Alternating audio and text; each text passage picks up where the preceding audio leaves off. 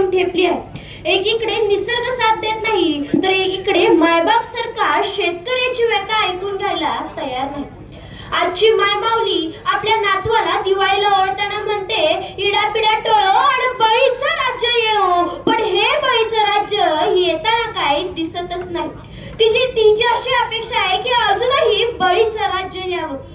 नमस्कार, मी दानोळीची साक्षी सुनील बाबर.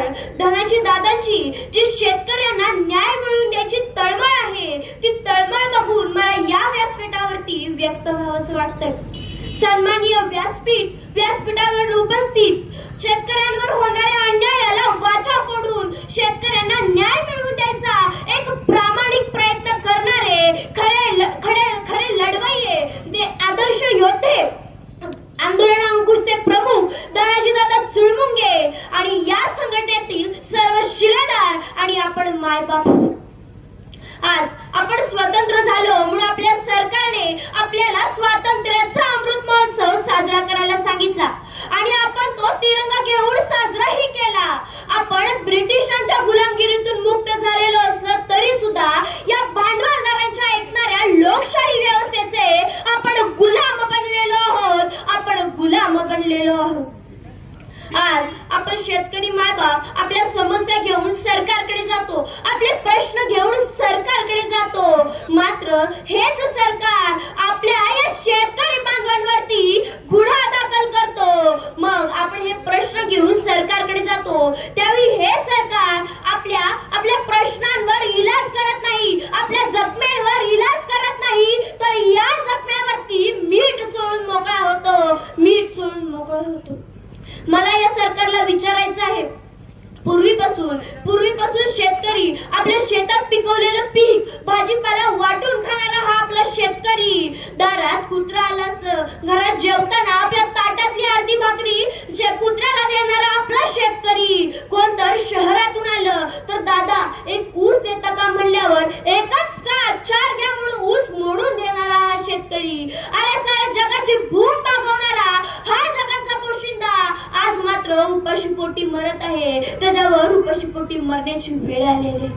मला सरकारला विचारायचं आहे, तुम्हाला जंगलात लपलेला ओसामा बिन लादेन सापडतो.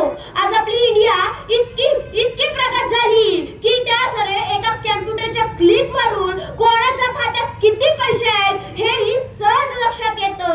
आज आपला भारत इतका प्रगत झाला की लाखो किलोमीटर दूर चंद्रयान सोडून चंद्रावर काय काय आहे हे आपल्याला समजलं. कोणत्या समुद्र किनाऱ्यावर वादळ आहे आणि ते किती वाजता कोणत्या किनाऱ्यावर धडकणार हेही आपल्याला घरी बसून समजतं. मात्र माझ्या शेतकरी बापाला न्याय का मिळत नाही? दिवसा ढवळ्या माझ्या शेतकरी बापाला दिवसा ढवळ्या लुटणारे पांढऱ्या कपड्यातले हे दरोडेखोर तुम्हाला का सापडत नाहीत, का दिसत नाही?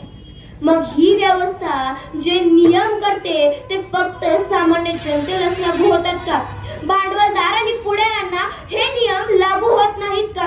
माझा शेतकरी मायबाप आपल्या बाळापोरांना मोठी व्हावी म्हणून एक स्वप्न उराशी धरतो, शेतात काबाड कष्ट करतो, दिवस रात्र काम करतो, रक्ताचं पाणी करतो, हाडाचं काढा करतो आणि आपल्या मुलाला शिकवतो. मात्र आपली आजची मुलं अशी आहेत का?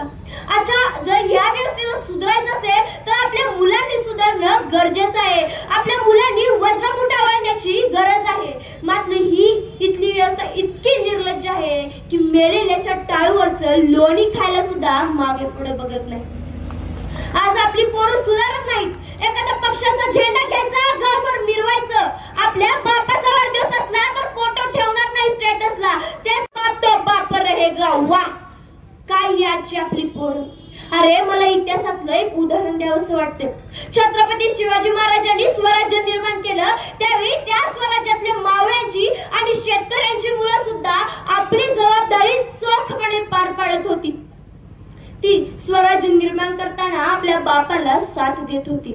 एके दिवशी एका शेतकऱ्याने आपल्या 15 वर्षाच्या मुलग्याला शेतावर बांधाचं रक्षण राखण करायला ठेवलं होतं आणि छत्रपती शिवाजी महाराज त्यावेळी वेशभूषा घेऊन स्वराज्यात काय काय चाललंय हे बघण्यासाठी बाहेर पडलेले होते. आणि त्या मुलाला हे छत्रपती शिवाजी महाराज आहेत हे माहित नव्हते. तो छत्रपती शिवाजींना म्हणतो, खबरदार चिंधड्या उडवीन राई राई एवढ्या, चिंधड्या उडवीन राई राई एवढ्या. कोण कुठल्या गावचे पाटील तुम्ही कुठे चालला, कोण कुठल्या गावचे पाटील तुम्ही कुठे चालला. वेश ओलांडून तिरसे पोर म्हणून हसण्यावरती वेळ नेऊ नका, पोर म्हणून हसण्यावरती वेळ नेऊ नका.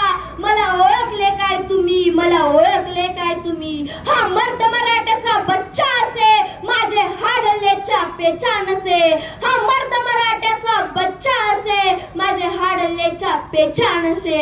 अंगातून नसानसातून बाजीची हिम्मत वसे, बाजीची हिम्मत वसे. खबरदार जर टाच मारुनी पुढे जार, खबरदार जर टाच मारुनी पुढे जार. चिंधड्या उडवीन राई राई एवढ्या. काय त्या काळातील स्वराज्यातील मुले जी आपली जबाबदारी चोखपणे पाळत होती आणि आजच्या काळातील आमची मुले या पुढाऱ्यांच्या इशाऱ्यावरती नाचणारी मुले, नाचणारी मुले. अरे शेतकऱ्याच्या पोरांनो तुम्ही कुठल्याही पक्षाचा झेंडा घ्या, गावात त्या नेत्यासोबत किती पण मिरवा, पण जर आपल्या शेतकरी बापाला फसवून कोण आपल्यावरच राजकारण करत असेल तर हातात उसाचा बुडका घ्यायला मागे पुढे बघू नका, उसाचा बुडका घ्यायला मागे पुढे बघू नका. आणि हेही जमत नसेल तर शेतकऱ्याच्या न्यायासाठी हितासाठी धनाजी दादांसारखी जी लढणारी माणसं आहेत त्यांना तरी एक पाठबळ द्या, त्यांना एक साथ द्या. जाता जाता एवढंच म्हणेन, उठून सारे रान, उठून सारे रान, पेटून सारे रान.